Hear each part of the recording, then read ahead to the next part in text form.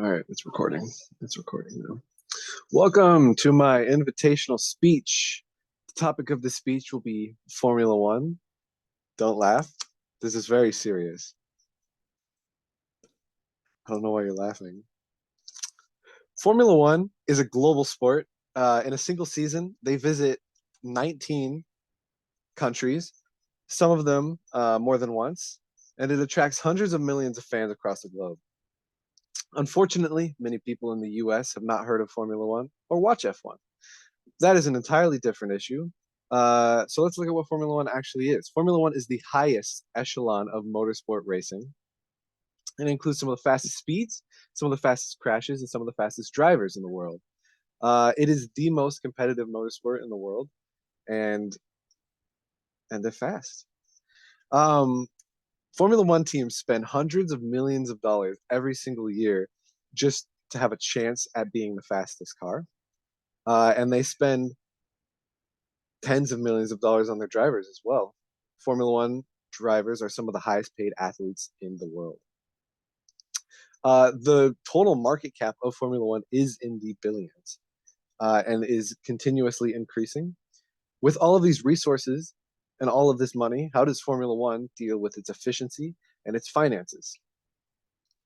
One of the aspects of Formula One's efficiency is their schedule. Formula One does have 23 races in the 2023 year, and they visit 19 countries.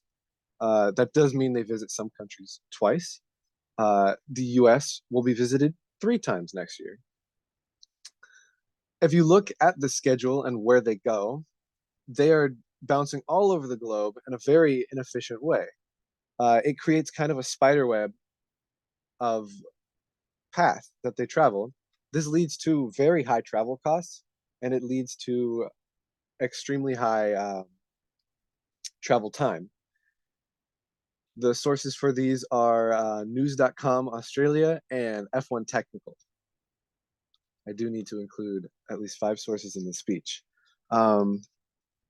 Because they travel so much, it creates a lot of travel time for the teams, which stops them from having efficient work weeks and time, and it increases the budget cap for those teams.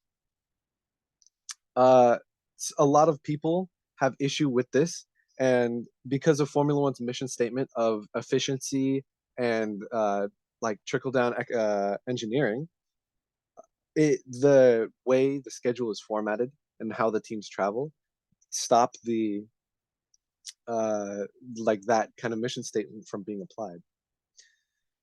Another one of F1's efficiency and economical issues are how the budget for each team is applied. Before 2020, I think it's 2020. Yes, 2020. Before the 2020 season, no, before the 2021 season, before the 2021 season, Formula One did not have a cost cap, and that led to some teams like Ferrari and Mercedes Petronas spending upwards of $1 billion on their seasons, all in, including development and drivers and travel and marketing and Formula One fees and everything. But with the newly instated cost cap,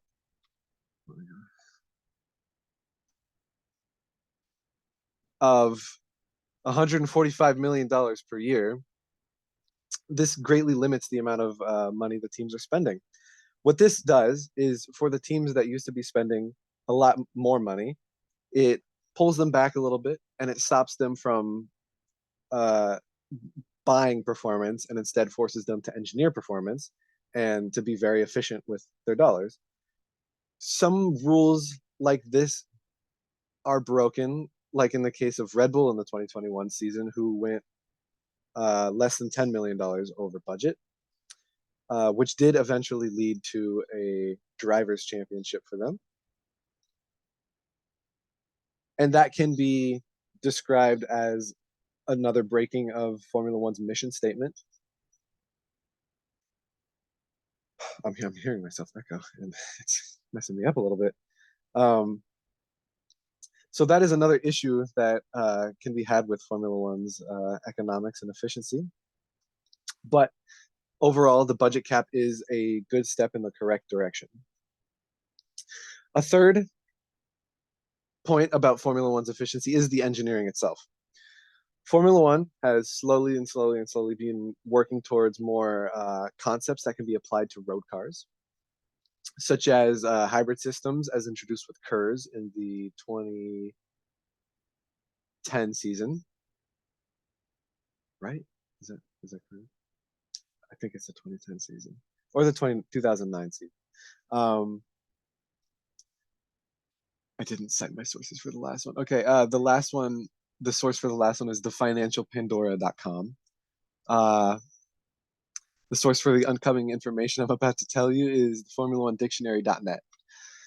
So, Formula One has been working towards greater efficiency and speed, which works towards their efficiency, and it's basically the point of Formula One. Formula One exists to have trickle down engineering that goes to road cars. In the 1990s, we saw Williams with like active suspension, and now you see that on a lot of modern road cars that adapt the suspension for a more sporty and comforting ride. You saw Aero, which is on road cars now and is used to great effect now. And you see hybrid systems, which are used for greater fuel efficiency in cars. And you also see things like thermal efficiency. So the goal of F1 is to reach 100% thermal efficiency, which is effectively impossible with internal combustion engines and really any type of motor, electric or combustion. The 2010 to 2013 era of Formula One, where they had the V8s, low displacement V8s, they had up to 29% thermal efficiency. But since 2014 and the V6 turbo hybrid era, they've reached up to 50% efficiency at the Mercedes Petronas team. This is an example of the economics and efficiency of Formula One being used to great effect to introduce this way of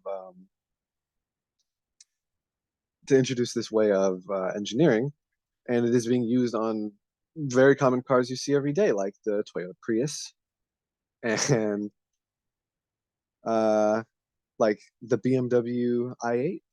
They are both hybrid turbo cars, and the same concepts are being used on both.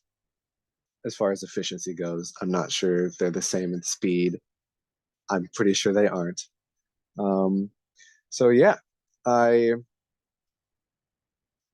Formula One resources is incredibly vast, and they end up using those resources to good and bad effect in the way that they plan the schedule, in the way that the teams use that money, and the way that engineering gets put into practice for real people to use, and not $1 million, hundreds of millions of dollar cars and tens of $1 million drivers.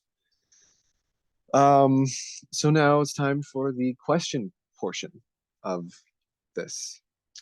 How many people in this Zoom chat today have heard of Formula One before today? Great. All right. Uh, nice.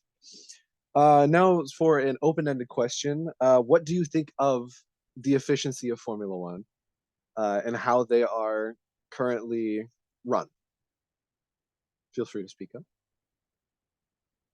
Frank? The efficiency of Formula One nowadays is Yeah. I feel they're taking a step in the right direction. I think they're doing good for the world, and I think they're doing good for themselves as well. Yeah, I agree. There are many steps taken towards greater efficiency, like the changing of the power units. But there are still some elements that do need addressing, such as the schedule and travel efficiency. Formula One for the future is talking about completely carbon neutral fuels. And those carbon neutral fuels will offset the carbon footprint of the Formula cars themselves, but does not for all the like planes and boats and everything that's needed to travel all the teams and their units to the different locations. Um, does anyone have any different opinions about Formula One that changed after hearing all the information I gave you today? I didn't know they were so vital in cars nowadays. I didn't know how much they changed the structure of cars. So inspiring. Yeah. Yeah, I'm it's amazing. a couple fun facts. Rear view mirrors, the ones that are up here and the ones that are on the sides, were actually pioneered. I don't know the decade, but early Formula One. The reason is because old race cars used to have actually two seats. So they had the person that was driving the car and another person that was like looking around for other cars and kind of like guiding the person driving. And they decided, you know what would be lighter than having two people on a car is one person on a car. And so they put rear view mirrors so the driver could see behind them and they didn't have to have the second person. So yes, racing and Formula One in general does have a lot of impact on the road cars today. Uh, People are believing that to be less and less nowadays as like Formula One is kind of reaching a point of mostly competition within itself rather than competition like trying to attack the laws of physics. So yeah, thank you for coming to my TED Talk about Formula One and uh, listening and learning about everything with this. Yeah. Thank you, everybody.